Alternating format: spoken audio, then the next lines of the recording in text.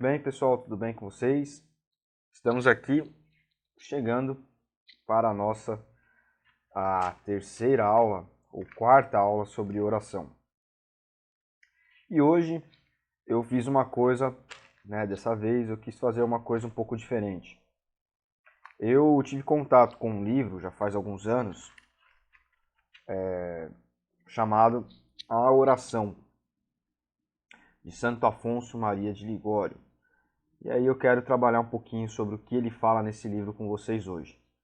Mas, antes de tudo, eu queria pedir que você já, se puder, curta esse vídeo aqui, compartilhe com alguém que gosta do assunto ou que se interessaria pelo assunto. Mas, enfim, compartilhar, às vezes você compartilha só depois que você assiste tudo, né? Mas curtir, se você quiser, se você puder, já dá aperta o joinha aí pra gente, porque o YouTube entende que o canal da igreja produz conteúdos relevantes.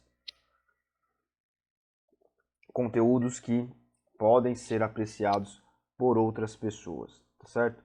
Então, se você puder fazer isso, ajuda bastante. Nosso engajamento aí, o que a gente quer, né, é chegar, né, a mais e mais pessoas. Como eu estava dizendo,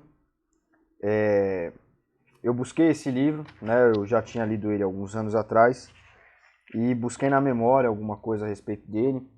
Eu tenho ele salvo em PDF na nuvem, no Google Drive. E aí eu falei, poxa, eu vou pegar e vou ver, né, dar uma lida nesse livro, ver o que ele fala. É um livro bem curtinho, é um livreto, tem 98 páginas, fala só sobre oração. E aqui é até legal pontuar uma coisa. Santo Afonso Maria de Ligório é um católico, não é um protestante, né, não é um evangélico. Ou seja, ele é um cristão de outra fé, né, fé católica e não da fé protestante. Então é claro que nesse livro aí contém algumas coisas que são questões doutrinárias da fé católica, que a gente não vai trazer para cá, não vai aplicar aqui, porque nós somos batistas, nós somos evangélicos, né? Então, se por acaso um dia você se deparar com esse livro ou algum outro, tenha sempre isso em mente, né? São bons conteúdos que são produzidos e a gente precisa saber diferir o que é uma questão doutrinária do que é uma questão central, do que é uma questão doutrinária da fé católica, da fé evangélica e tal, e o que é uma questão central do cristianismo, né, como um todo, que algumas outras fés negam, né, como, por exemplo, o adventismo, ou melhor, o testemunho de Jeová, que nega questões relacionadas a Cristo, e isso sim aí seria um problema, né?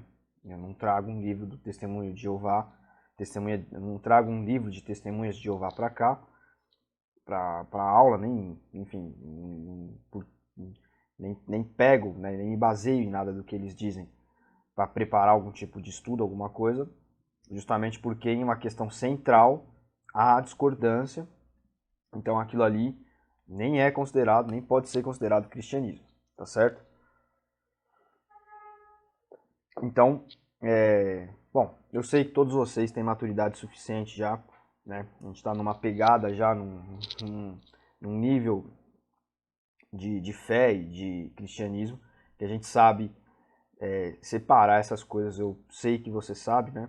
Mas eu tô avisando porque às vezes alguém cai aí no vídeo, né? Ou por má fé, ou por desconhecimento mesmo, e fala, poxa, olha lá, santo não sei o que, tá ensinando doutrina. Não, nós não vamos ensinar doutrina aqui, até porque eu não preciso fazer isso. Se você quiser aprender doutrina católica, é só você ir na paróquia e o padre, né, na capela, e o padre tá lá para te explicar.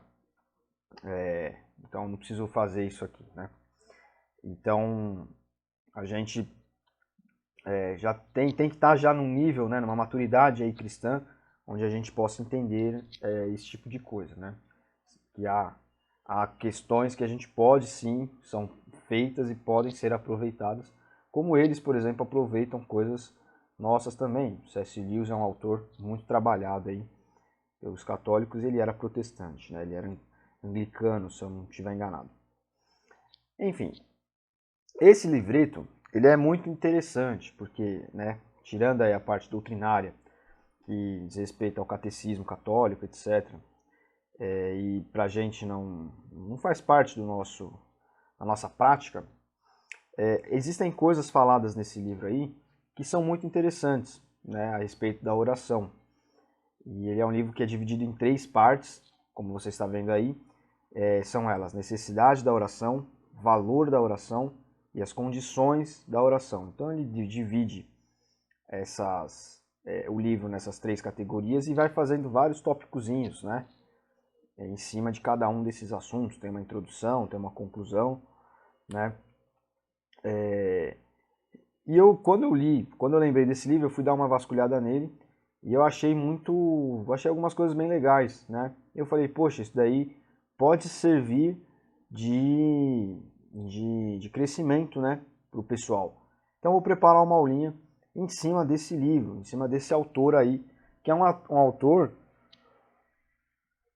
que ele é desconhecido até mesmo para gente que estuda teologia, né? Então, por exemplo, no seminário a gente tem muito contato com Santo Agostinho, São Tomás de Aquino, alguns leem até Santo Ambrósio, São Bernardo, né, de Claraval, e pais da igreja, né, como São Irineu, né, ou melhor, Irineu de Lyon, São Cirineu, enfim.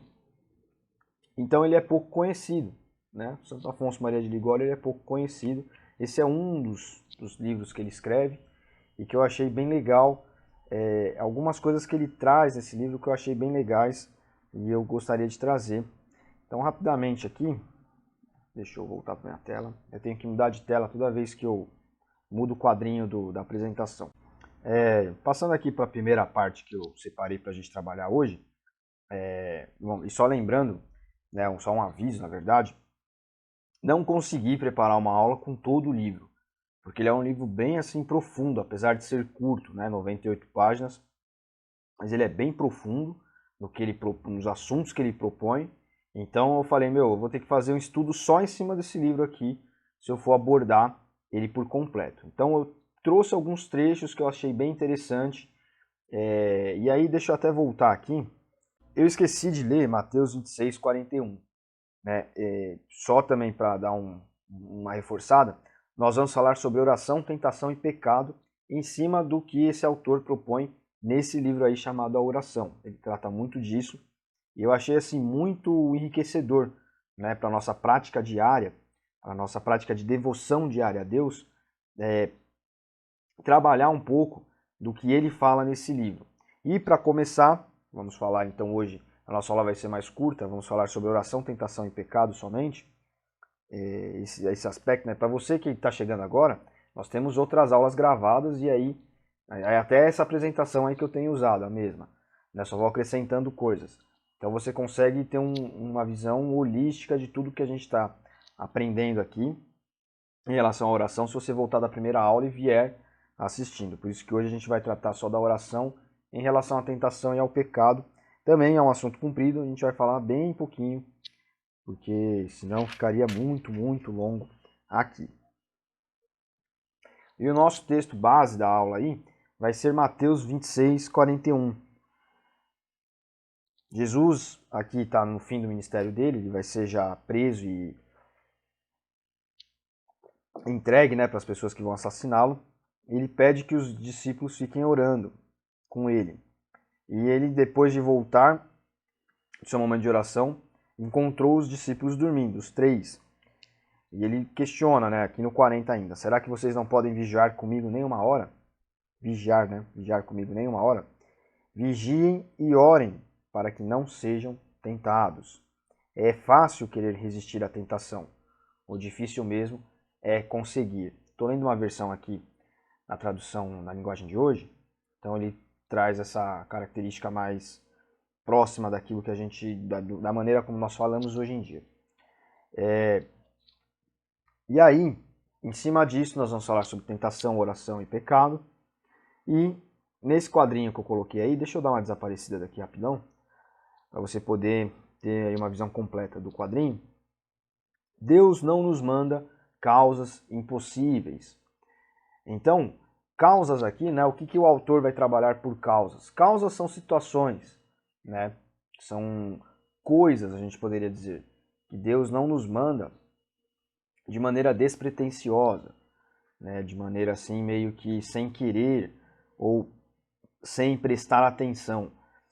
nós somos atacados por tentações e enfim, por situações que querem nos fazer levar a pecar contra Deus, né, a desobedecer o mandamento dele, etc., diariamente.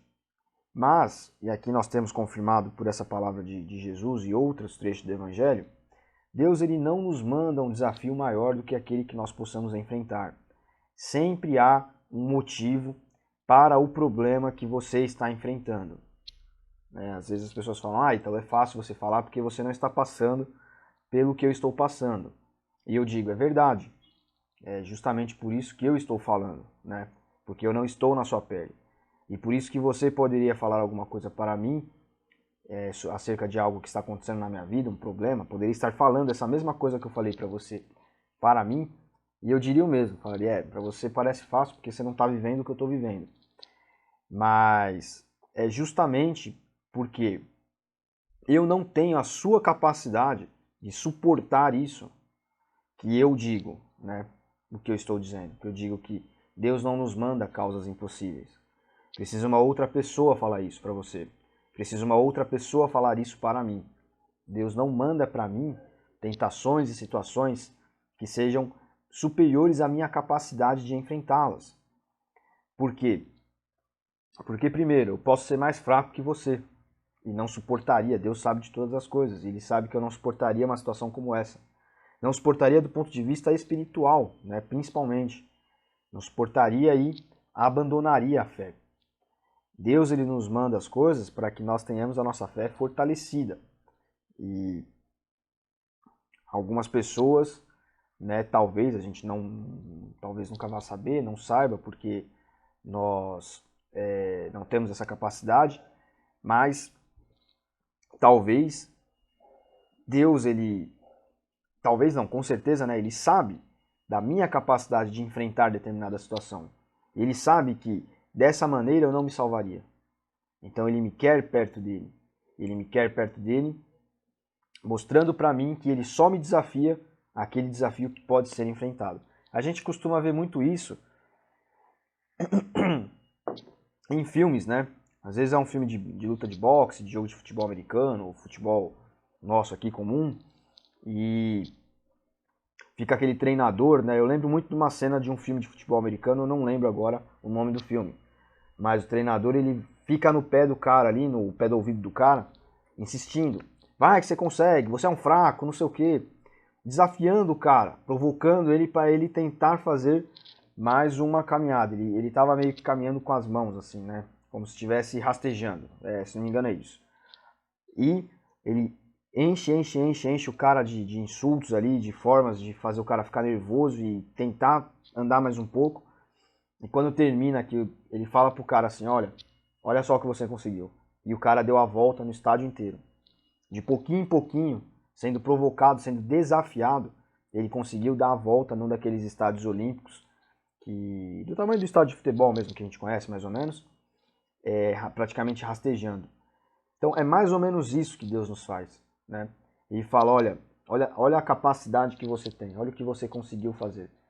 Então, é mais ou menos isso que Deus faz conosco quando Ele manda situações que nos parecem difíceis, adversas, né? Impossíveis. E Ele sabe quem tem capacidade do quê. Então, às vezes, a situação que você enfrenta, eu não poderia enfrentar, e vice-versa, né? Então, às vezes, nós dois podemos olhar para alguém e falar, puxa, como a pessoa está suportando isso? Ela suporta em Deus, né? E é aí que está a diferença. Existem pessoas que não suportam em Deus, existem pessoas que suportam em Deus. E aí, suportar em Deus é ser superdotado, né? Super capacitado. Um outro ponto e aí nesse ponto eu separei alguns versículos bíblicos para a gente usar aqui, que o autor traz no livro dele, e aí está dentro de toda essa questão das causas impossíveis que Deus nos manda, né? E ele vai frisar muito em relação à tentação. Então sempre tem em mente aqui também que quando nós estamos falando de causas impossíveis, sim, existem os problemas nossos corriqueiros, né? Que só uma intervenção divina pode ajudar a solucionar ou até solucionar de fato. Mas existe a tentação que está a todo momento, né, disponível para nós. E que também Deus não manda uma tentação maior do que a gente pode suportar. Então tenha sempre em mente aqui que essas coisas impossíveis, situações difíceis, são do âmbito espiritual também, tá? Para que você cresça espiritualmente, né? Para que você se apoie ainda mais em Deus. Deus quer que sigamos a sua lei, né? Suas ordenanças. Por isso mesmo, ele nos pede o impossível. E aí eu vou ler rapidamente Mateus 22, 36. E depois vou ler Deuteronômio 5, 6, que é até um versículo bem conhecido aí. Em Mateus está assim: Mestre, qual é o mais importante de todos os mandamentos da lei? Jesus respondeu: ame o Senhor, seu Deus, com todo o coração, com toda a alma e com toda a mente. Este é o maior mandamento e o mais importante. E o segundo mais importante é parecido com o primeiro. Ame os outros como você ama a você mesmo. Toda a lei de Moisés e os ensinamentos dos profetas se baseiam nesses dois mandamentos. E isso é válido para nós hoje. Então, quando nós falamos sobre vícios, qualquer tipo de vício que você possa pensar, o vício se coloca como um ídolo na vida da pessoa. E a pessoa ama mais aquilo do que a Deus. Por mais que ela diga, não, mas eu não amo isso que eu faço por impulso. Exatamente, e é aí que está a chave do que a gente vai falar aqui hoje. Você deve se fortificar em oração junto a Deus para que essa causa impossível seja vencida nele. E quando isso é vencido, você passa a cumprir este mandamento aqui. Amar ao Senhor Deus sobre todas as coisas, sobre tudo. Né? E, por exemplo, quando nós mentimos, pessoa que tem o costume de mentir ou de enganar os outros, ela enxerga uma vantagem nisso, mesmo que ela não veja de fato a vantagem, mas ela ama mais a vantagem que isso pode trazer do que, obviamente, a coragem para enfrentar as consequências e do que mesmo a Deus. E também ela está, quando engana alguém, quando mente, né, quando trapaceia, etc., está enganando alguém. Então veja que tudo vai fechar nesses dois mandamentos. Então a pregação moralista ela acaba se esquecendo disso. Né? Você cumpre regrinhas apenas por cumprir. Apenas você não faz as coisas só para que você esteja apto a ser salvo, por exemplo. Né? Não, porque eu não peco, então Jesus voltar agora, eu estou salvo. Né? Então é uma fé baseada no medo. E o que Deus quer não é medo. Ele quer que nós tentemos obedecê-lo aos seus mandamentos porque nós temos fé nele. Porque nós temos fé que ele nos fará obedecer esses mandamentos. Ele nos ajudará a obedecer estes mandamentos. E quando nós estamos num processo de santidade, de santificação, nós estamos, através da oração, vencendo esses pecados dia a dia. E não quer dizer que nós ficaremos anos e anos pecando e errando em determinada situação, até que, por meio da oração, da devoção a Deus, ele nos torne mais fortes do que isso, ele retire esse desafio, né? Essa causa deixe de ser impossível, como a gente falou ali no primeiro tópico. Então, é mais ou menos dentro dessa perspectiva que nós devemos enxergar as tentações, os pecados, etc.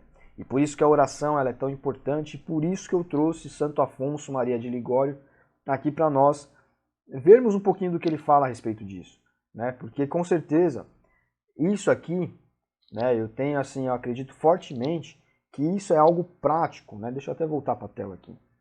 Eu acredito que isso aqui é algo prático para a sua vida, né? Quando você enxergar aqui o que Jesus fala sobre os mandamentos mais importantes, a questão daquilo que é impossível, que Deus nos desafia, entre aspas, a vencermos essas tentações, essas situações que nos sobrevêm com fé nele, né? Quando você praticar essa oração para vencer pecados e tentações, tendo fé em Deus, né? Tendo por base a fé em Deus, dentro dessa perspectiva aqui, né? Não é pecar porque pecar é ruim.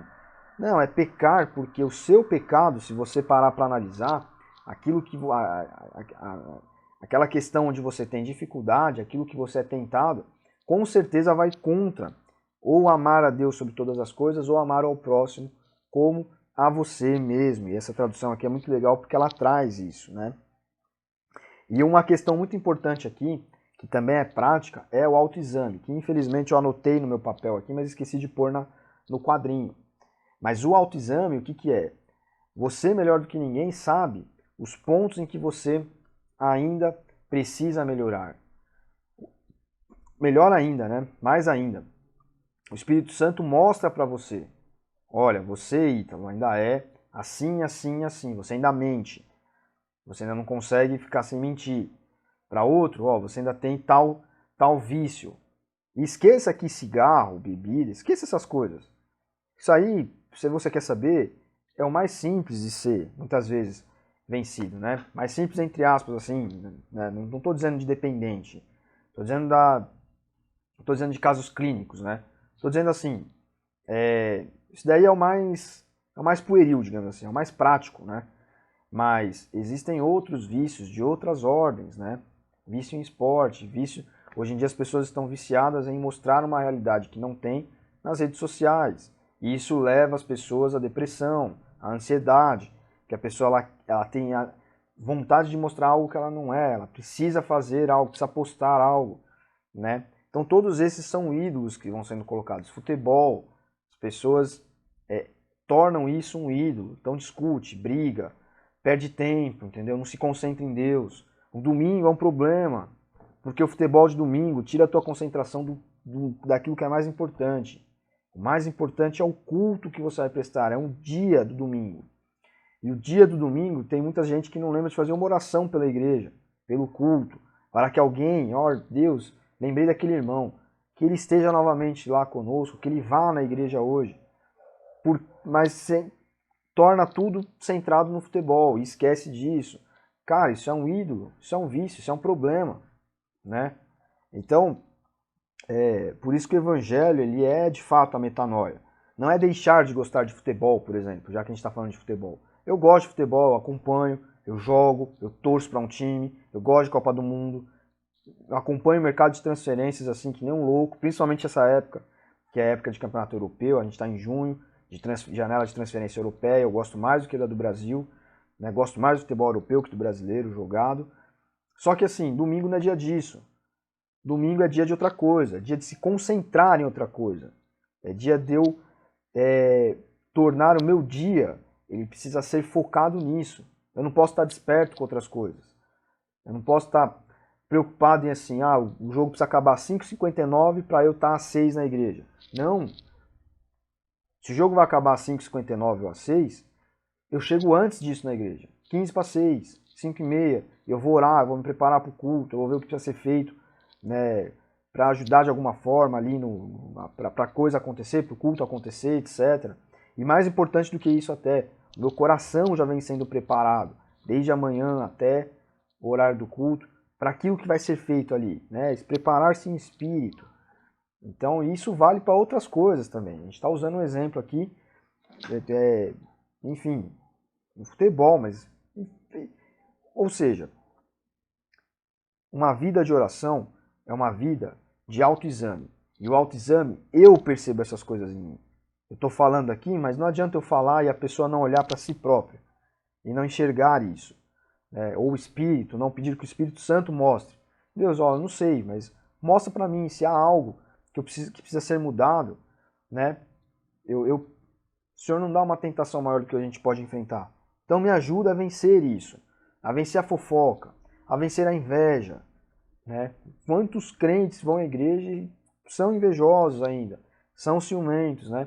Então perceba como a pregação moralista ela foca só em atos externos, mas esses atos internos eles minam muito mais a boa vivência ali da comunidade, da igreja, né, etc. Então, mas por quê?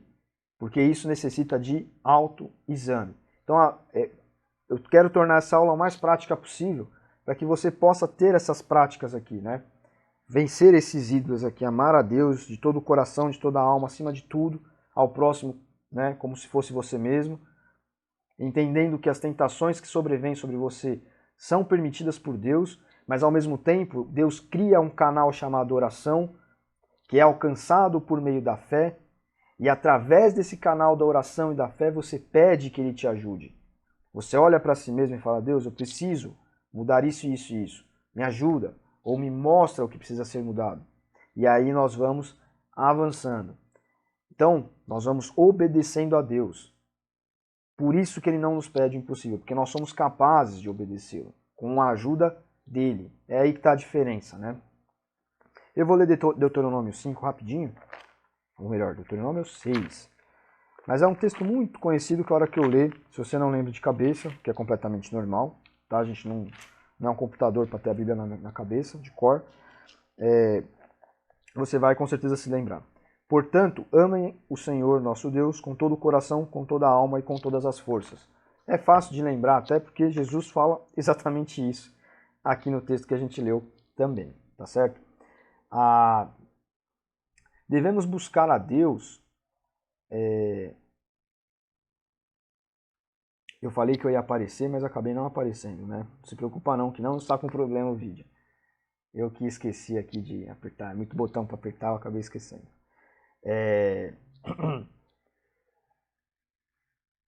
Devemos buscar agradar a Deus com o que nos é mais fácil e pedir seu auxílio naquilo que é difícil. Então, novamente, a questão do autoexame, tá? Só para complementar.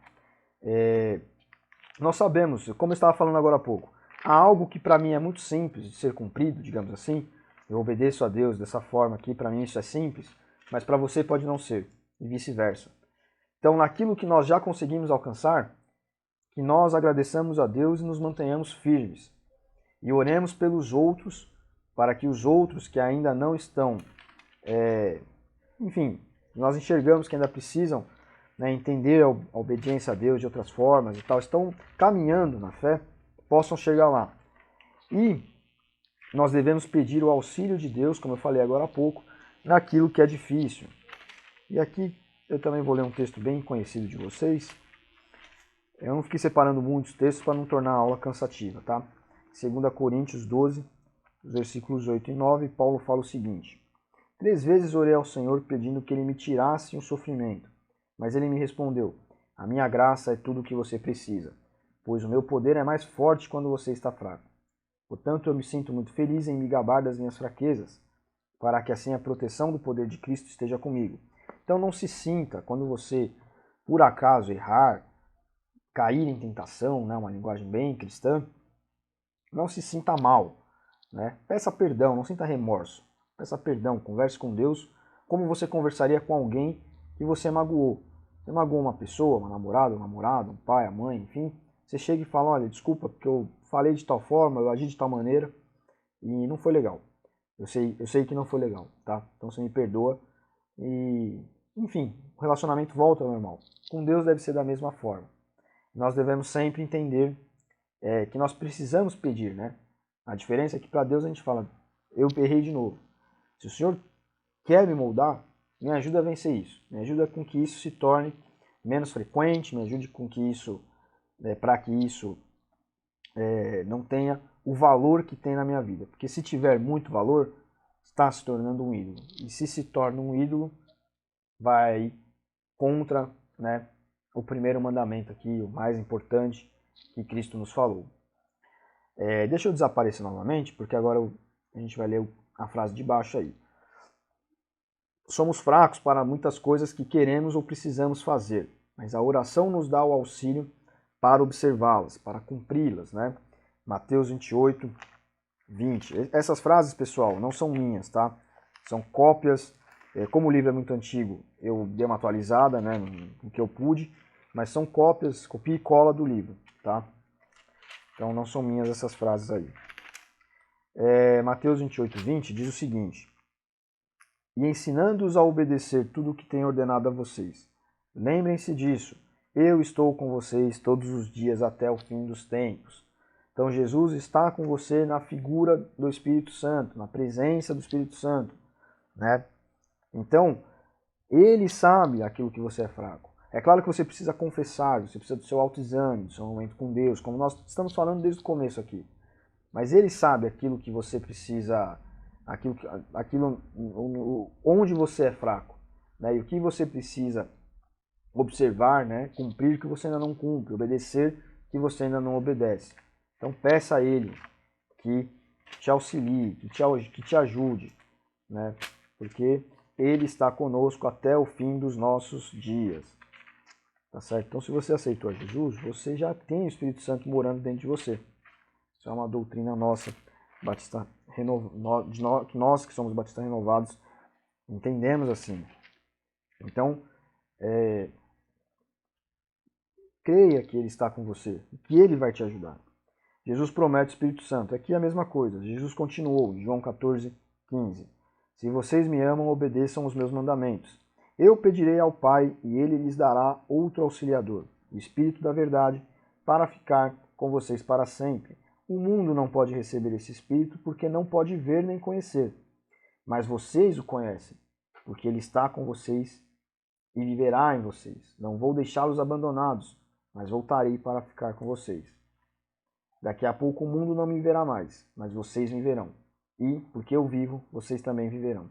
E aí o trecho que eu separei é mais longo, mas eu não vou ler, para a nossa aula não ficar muito comprida, que já está chegando em 35 minutos daqui a pouco. Mas aqui é a confirmação daquilo que nós temos falado aqui. Tá certo? E não se preocupe em fazer orações longas, em ter longos momentos de oração. Isso pode ser bom também, mas faça orações curtas, mas poderosas. Né? Senhor, me ajuda com isso. Deus, te agradeço por aquilo. Ou isso é o quê? Né? Isso nada mais é do que uma rotina de oração. Viver uma vida de oração. Você pode aí, corriqueiramente, né? Você fala, precisamos ter vida de oração, vida de oração. O cara acha que é ficar indo para vigília, só essas coisas. Não, vida de oração é onde você estiver, você está em contato com Deus, porque como Jesus falou, o Espírito Santo anda conosco em todos os momentos. Eu vou ler aqui Jeremias 17:14, que diz: O Senhor cura-me e ficarei curado, salva-me e serei salvo, pois eu canto louvores a ti. Então, isso é uma oração. Olha só, são 3 frases aqui. Jeremias pede ajuda a Deus, essa perícope chama. Mas aqui no comecinho a gente pode separar uma oração. Ó Senhor, cura-me e ficarei curado. Salva-me e serei salvo, pois eu canto louvores a ti. Nós estamos numa série de mensagens sobre a oração de Jabes aqui na igreja, durante esses dias, né? Esses domingos de junho. E a oração de Jabes, ela é curtíssima, né? Ela é curtíssima. Senhor, se me abençoares, né? Estende minhas tendas. Ela é bem curta, mas é uma oração. Né? Então isso serve para nos confirmar que pequenas orações feitas durante todo o dia surtem um grande efeito. E depois você pode fazer uma oração mais longa, pedidos específicos, né? Mas você pode também estar durante o seu dia, Senhor, abençoa a nossa igreja. Senhor, traga mais pessoas. Senhor, eu lembrei de tal irmão, abençoa tal irmão. Aquilo que nós já temos falado desde o começo aqui, né? Senhor, olha, perdoa porque agora há pouco eu fiz isso e não foi legal, não foi bom, sei que desagrada. Me ajuda a vencer isso. Por assim vai. Senhor, me ajuda a vencer a tentação de suportar essa pessoa aqui, né? A tentação de tomar atitude drástica aqui, que eu preciso suportar esse cara, essa moça, porque é meu local de trabalho, porque é família, etc. E Deus vai nos dando força, Senhor. Enfim, aí cada um vai saber da situação, né, a qual precisa pedir. E, deixa eu ver, acho que para encerrar, eu separei, é isso mesmo, eu separei esse trechinho aqui do livro, que eu achei muito interessante trazer para vocês. Está na página 24. Vocês veem que eu estou no comecinho do livro aqui, porque o livro é muito profundo, né? Então não dá para trabalhar ele inteiro assim dessa forma, numa aula. Nem se fosse uma aula de 50 minutos, 1 hora não daria. Teria que fazer um estudo em cima desse livro aqui. Essas referências bíblicas, algumas eu peguei de cabeça, algumas eu peguei do próprio livro também, que eu estou lendo aqui, tá? Todas elas. Aquela de abertura lá, Mateus 26, eu peguei do livro, por exemplo. Ele cita muito São Tomás de Aquino. E aqui é um trecho, são vários trechos que eu juntei, né, de um parágrafo, onde ele só está praticamente citando São Tomás de Aquino, e no fim ele cita Santo Agostinho aqui também. tá? Eu vou ler e aí a gente dá uma refletida e já termina a aula. Por isso mesmo cremos, com firmeza, que Deus não pode mandar coisas impossíveis, e somos advertidos do que devemos fazer nas coisas fáceis, e do que devemos pedir nas difíceis. Por que, perguntará alguém, impõe-nos Deus coisas impossíveis às nossas forças? Justamente a fim de que procuremos pela oração o que não podemos com a graça comum. Deus manda-nos algumas coisas superiores às nossas forças, para que saibamos o que lhe devemos pedir. A lei foi dada para que se procure a graça. A graça é dada para que se cumpra a lei. A lei não pode ser observada sem a graça. E Deus, para este fim, deu a lei, para que sempre suplicássemos a graça necessária para observá-la. A lei é boa se dela fizermos bom uso. Em que consiste, pois, o bom uso da lei? Consiste em conhecer a lei, consiste em conhecer pela lei a própria fraqueza e em procurar o auxílio divino para se obter a saúde espiritual, é claro. Santo Agostinho diz que nós devemos servir. Santo Agostinho diz que nós nos devemos servir da lei, mas para que fim? Para conhecermos por ela, o que sem ela seria impossível, a nossa incapacidade para a observar, a fim de que com a oração alcancemos o auxílio divino que cura a nossa fraqueza. Essa citação está nesse livro, na página 24. Então, pessoal, vocês viram aí que esse trechinho, enfim, é um resumão de tudo que a gente trabalhou aqui. O assunto ele é bem grande, né? Se a gente for falar de tentação, de pecado, etc. Existe uma matéria específica para isso no seminário, onde a gente estuda só a questão do pecado, etc. Né? E, enfim, eu quis compartilhar com vocês esse trechinho desse livro, porque achei muito enriquecedor, tá? Então, tenha sempre em mente isso. Nós devemos obedecer a Deus por amor. E nós devemos obedecer confiados nele, né? Pelas forças dele. Há coisas que nós conseguimos, né, facilmente alcançar. Ah, não faço isso, não faço aquilo, não desagrada a Deus de tal forma, não desagrada a ele de tal qual maneira, né? Enfim. Mas existem outras que são mais difíceis. E nós devemos nos apoiar nele através da oração, da fé, pedindo que ele nos ajude a vencer essas questões. Né? Que ele nos ajude a ficarmos firmes, né? A amá-lo através da obediência. Tá certo? E também que ele nos mostre, né? Façamos o nosso autoexame, como a gente falou aqui agora há pouco, porque é isso que às vezes também nos confirma aquilo que, olha, isso precisa ser trabalhado. E é aí que nós enxergamos e confessamos a Deus e pedimos a Ele. Então esse momento também é muito importante, é necessário, tá? Uma vida diária aí de oração, de autoexame, orações curtas, mas poderosas, né? Feitas com fé, feitas como que crendo que elas vão acontecer. É essa oração que Jesus fala para nós fazermos. Se você acreditar, as coisas, se você ligará as coisas aqui na terra, elas serão ligadas no céu. Se você acreditar, como um grão de mostarda, pede para essa montanha se mover e se jogar no mar, e ela se jogará. O que é isso? Peça com fé. Isso, sobretudo, para a sua vida espiritual. Né? Tudo começa pela vida espiritual. Não peça com fé por dinheiro, por carro, por saúde. Peça com fé por crescimento espiritual, por arrependimento de pecados, né? Para sentir Cristo dia a dia. Peça isso primeiro. E as outras coisas elas vão acontecendo naturalmente. Né? Não porque seja uma troca. Ah, então eu vou pedir isso porque aí Deus me abençoa financeiramente. Não. Não, o evangelho ele não é desse mundo, ele é de outro mundo. Mas porque você vai aprendendo a entregar tudo na mão de Deus, a descansar que Ele está no comando, né? A entender que Ele está no comando. E você não é nada por você mesmo. Então, aqui mais um resumão de tudo que a gente tem falado e de hoje também, tá? Se você gostou dessa aula aqui, compartilha com alguém que também se interessa pelo assunto. E se você ainda não curtiu o vídeo, lembre-se de curtir, tá aí na descrição, clica na descrição, leia a nossa descrição lá, porque ali nós temos as nossas redes sociais, etc. E aí Enfim, a gente se vê no domingo aqui na igreja, se Deus quiser. Tá bom, pessoal? Espero que esse conteúdo tenha aí agregado, né? Se você chegou agora no fim, volta lá para o começo que você vai entender por que nós estamos lendo aqui um trechinho de Santo Afonso Maria de Ligório. Não é doutrina católica, tá certo? São coisas aí importantes para nós nos lembrarmos, para que nós tenhamos crescimento espiritual. Amém? Então, desejo aí que isso sirva de agregue, né, a você, e que Deus te abençoe. E domingo estaremos juntos aqui, pessoalmente na igreja. Concentre-se, né?